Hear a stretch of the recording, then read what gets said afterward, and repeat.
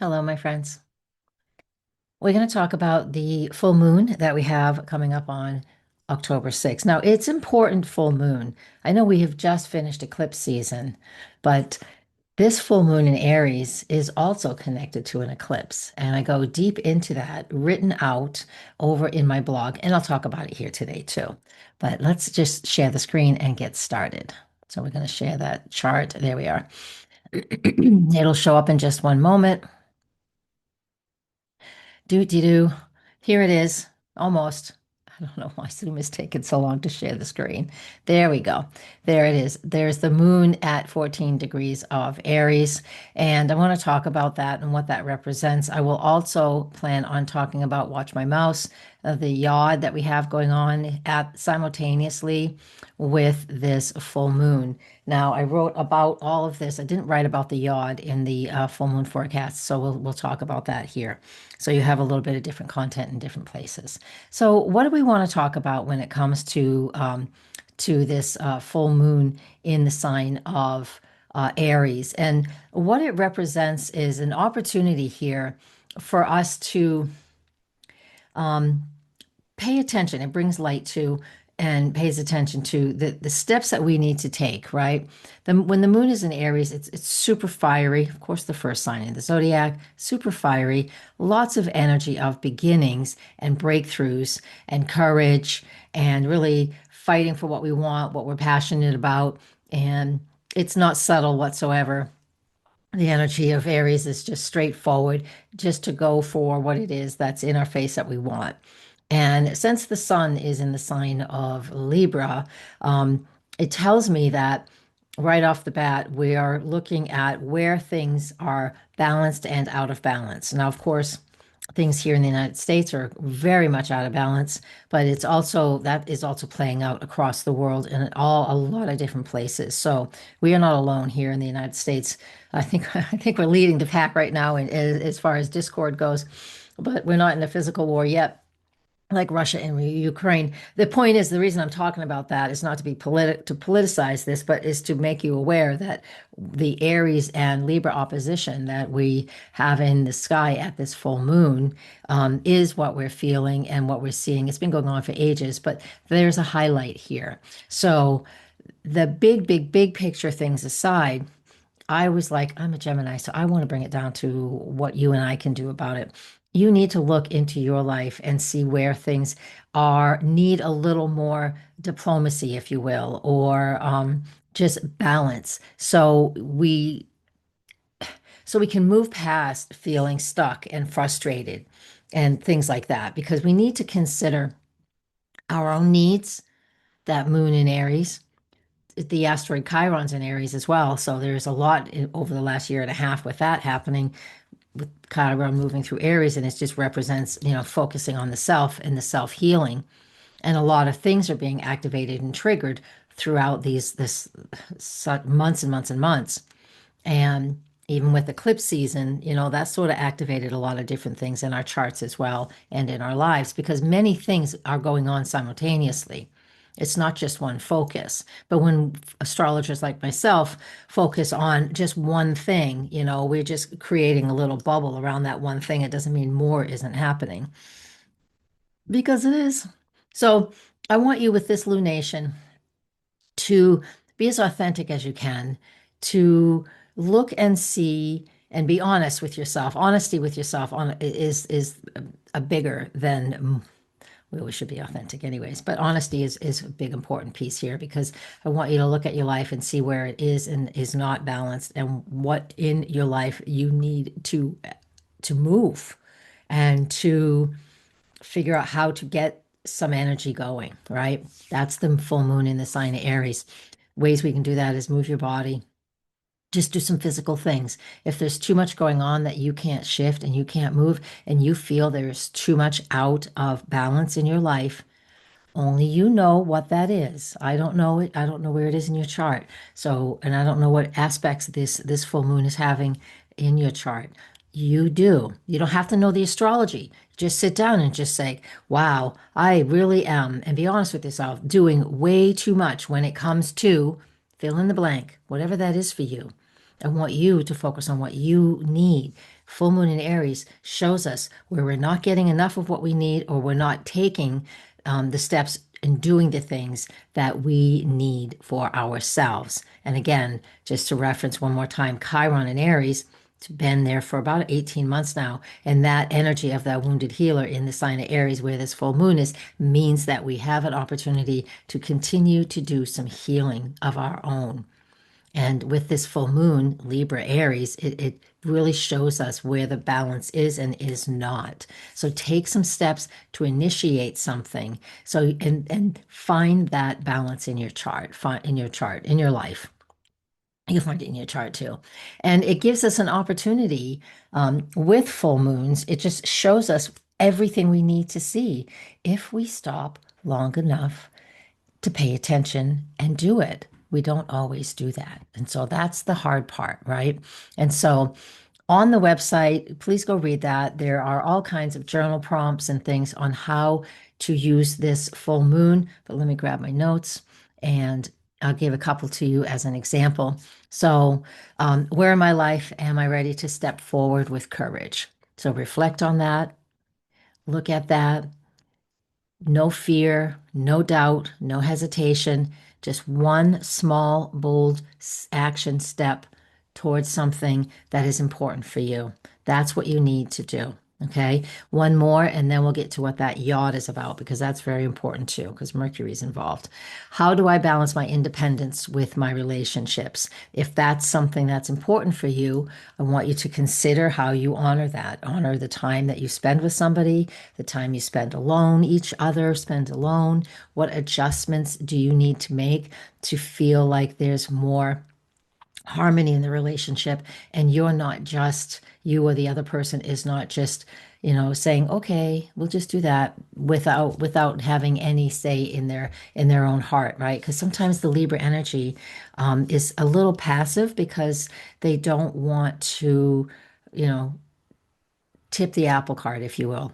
So if you're feeling the strength of that in the sun in Libra, meaning it's like you say yes because it's just easy to say yes and you don't mind doing it. But sometimes if you say yes too much to things, especially in relationships, eventually you start to feel like you're being used. But I want you to be honest with yourself and ask you and make you aware how many times you say no. So find that balance, okay? This it goes really deep, but I don't want to go too far into that. And now I also wanted to touch base real quick, and I have this written out on my website, like I just said, the lunar gestation cycle. It's a 3-year cycle, and it is we have a new moon the first quarter, the full moon the last quarter, and all the way back to a new moon. That is in 9-month increments, and so that's a 3-year time phase, right? And whenever a new moon is a solar eclipse, it's super important. So we just had one on September 21st. And while we're still in the vibe of that, before we get to this full moon, make sure you set intentions while the moon is still waxing, because I'm putting this out right around September 25, 26. So you still have another week or so to make sure you set your new moon intentions, okay? Because it was a solar eclipse, very important. Why do I bring that up? I bring that up because this full moon on October 6th is 18 months from a new moon solar eclipse that we had on April 8, 2024. And that solar eclipse in Aries, it's about in the same place as this full moon is. That is always a big turning point, and it was in that mid Aries degree. So I want you to look back to what you were setting, the new moon intentions, or if you didn't intentionally do that, at least look at what your calendar looked like, what was going on around your house, around your family, around your own personal choices. Figure out what you were looking at and what you were processing and initiating April 8, 2024. So in that week or two, okay, from the 8th forward. Just like right now, as this post goes out, September 21, we had a new moon solar eclipse. That as well started another 3-year cycle. Every new moon does that, but when they're eclipses, they have more power. So go back to April 8, 2024. What did you initiate? What were you starting? And it was all related to Aries, which are the things I just listed when I first started talking about this forecast. So it gave us that insight into, what is it that I want? Where do I need courage? Am I just going too far too fast without considering others? Things like that. So continue to go. And again, the lists that I have written out are really helpful. So go check them out. Now, come back to you because I was on my notes for a second. Now, that's what that full moon is about. So do yourself a favor and figure out what that is for you.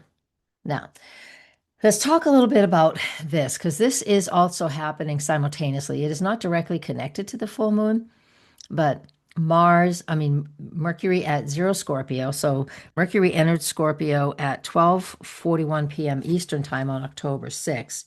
And it makes the quincunx aspect at 6:53 p.m. over there to Neptune. And then we have the full moon at 11:48 p.m. This is all Eastern time, and which is what this chart is. And then at 5:41 a.m. on October 7 is when Mercury is exactly quincunx Uranus. So that's a lot of astrology. I hope you didn't glaze over too far on that one. I'm going to explain it. So while we have this is called a yod, and with Mercury in Scorpio, this is the deeper conversations that we need to have. It's interesting that we have the full moon in Libra Aries. So the full moon's Aries, the sun is Libra, and that is almost always going to bring up back and forth between partners, right? It's not just your spouse or your domestic partner, it's anybody that you have an important one-to-one relationship with, business or whatever. Business, work, career, anything that's important that you're negotiating something with somebody or are in a one-to-one relationship. And the reason that's important, and it's all about communication and information and stepping up for yourself. But that Mercury in the sign of Scorpio, let me double check that I'm sharing the right screen. How do I do that? Here, I didn't have things circled. There we go. I'll bring it back up. Let me bring it back up. I had some things circled and the screen wasn't sharing it. It was this and this and this, and that's the yod. The reason it's important with the relationship and communication issues because that Mercury in Scorpio, it goes deep. It wants to go deep. It's a water sign. It's a fixed water sign. We have an opportunity here to really approach and figure out what is it that we need by going deeper. That full moon in Aries is just fiery and hot and will just react rather quickly, but simultaneously, all within a few hours of each other, within a 24-hour period, this Mercury in Scorpio, and then quincunx Neptune and Uranus just creates the need for clarity. Mercury, quincunx Neptune can cause a lot of misunderstandings because quincunx aspects have nothing in common, so we're always making adjustments. And then with Mercury and Uranus, and Mercury is the ruler of Gemini, where Uranus is, and this is crazy because this can be something can shift and change right out of the blue, and you're like, how in the world did that happen? Thanks to Neptune, we're not sure how that happened. Okay. So what it comes down to, the scenarios can be any of the things like I just mentioned. It's like we need the deep conversations, Mercury and Scorpio. The full moon is asking us to really hone in on that back and forth in our one-to-one relationships and who we're communicating with and what's important to us. Mercury to Neptune creates a lot of stress. I mean, not stress, it creates a lot of misunderstanding and delusional thinking because we're just not sure. And then the Mercury quincunx to Uranus is definitely gives us opportunities for things to happen out of the blue, but it's also fabulous for brainstorming, not initiating new things, but for brainstorming. So have your voice, your dictate, whatever, however you keep notes on your phone, just have that available. Write these notes down, date, time them, and you'll come back to them later. It doesn't mean you have to initiate something new, but you can just problem solve so hard and it works for that moment in time. But it is the next step into whatever it is you're trying to figure out when it comes to the partners and relationships that and the back and forth of that full moon, right? Okay, I can go on and on. So those are three separate subjects. The last subject I talked about, I did not write about. So if you want to listen to that one more time, go ahead and just rewind. You know how to do that. And thank you guys, because this goes onto my membership platforms first. Thank you for that. It's a little bit of financial support for me, and I really appreciate that. And if you feel like supporting me, then I am join any of the memberships there on YouTube and on Patreon. Tier 3 or 4 on Patreon are the best, and tier 2 and 3 on YouTube are the best. You just get a lot of info, a lot of content like this, and more. Awesome. Thank you guys. I'm honored, and blessings and namaste.